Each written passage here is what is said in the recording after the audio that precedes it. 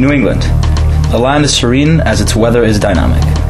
Homeland of Henry David Thoreau, Samuel Adams, and Dennis Leary. However, it is home to an animal that has become synonymous with fear, terror, and unrelenting predation.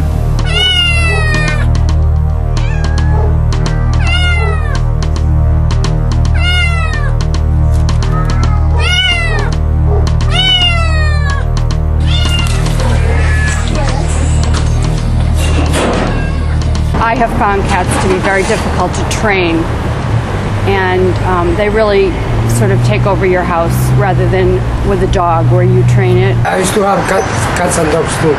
You don't like one better than the other? No, I like both of them the same way. I prefer dogs. Yeah, I like that. I like dogs again. We have mostly cats. I had a cat named Blizzard. I love cats. How's cats? It was a Persian cat I bought because my girlfriend was living with me. I said dogs. I have 2 dogs.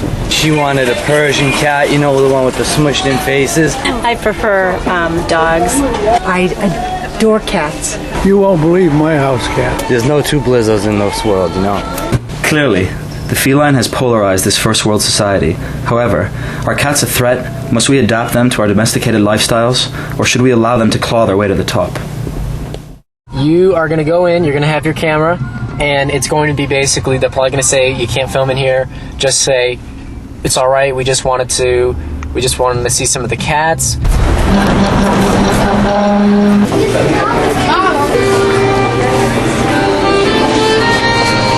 Shut it off. Can't use the camera in here, guys. Okay, it's for school. Yeah, I'm sorry, I can't help you there. I can give you a phone number somebody you can contact. All humane societies say don't declaw. Hope you're anti-declaw. Well, actually, we don't have an opinion. Declawing is actually the amputation of the first digit of every toe. It can really wreak havoc on the pet's personalities. Often you'll find that certain pets are just perfectly good-tempered. After they get declawed, they'll become very aggressive because you've just taken away their only means of defending themselves. So they tend to bite more, they tend to growl more, just as a means of defense. If I felt that it hurt them for a second, I'd never do it. It is probably one of the most brutal, painful surgeries any animal in the world could go through. But wouldn't you know if your animal was in pain? She's a very special person if she knows that her cats aren't feeling pain. I mean, I can show you. We have a store cat. She's like 20 years old now. She used to be this real big fat cat, but she's not anymore. But her feet, she doesn't even walk on these anymore. She walks all the way back here. Could we see that cat? I can't. No, she's not. Like I can show you pictures of her toes. Sure, that's great. While the experts disagree with the clairvoyant cat lady, the filmmakers grapple with the ramifications of their assignment. Alright, so where do you want to go from here? I mean, I'd kind of like to make a preview for the movie that Anderson wouldn't have let us make. Right.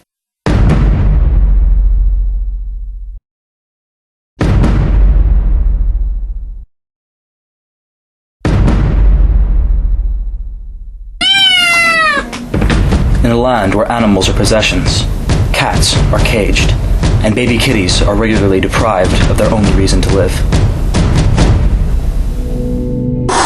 Probably one of the most brutal, painful surgeries any animal in the world could go through. I think it's inhuman and horrible. And we're one of the few countries that still allows it. Then we can show how neutering and spaying are just as much forms of amputation as declawing is. It's removing the testicles. Now that leaves a cat without its normal ability to Just keep procreating, and then people, don't know where to put the babies. But the problem with them when they're not neutered is if they're roaming, they get into lots of fights. Then they end up with more injuries.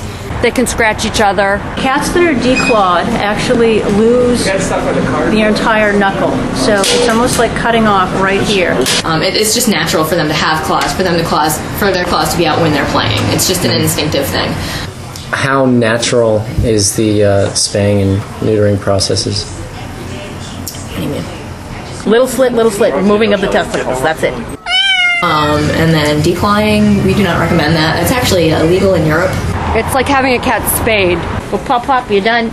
So definitely spaying and neutering is a good thing to do. If somebody said to me I have 2 cats at home, I had to declaw my cats or lose my left arm, I would lose my left arm first. You couldn't make me. Spaying and neutering your cats is the best thing to do. You couldn't pay me enough. You couldn't do it for free. You couldn't do it for anything. I would never do that to an animal. The hypocritical oppression of cats may never come to an end.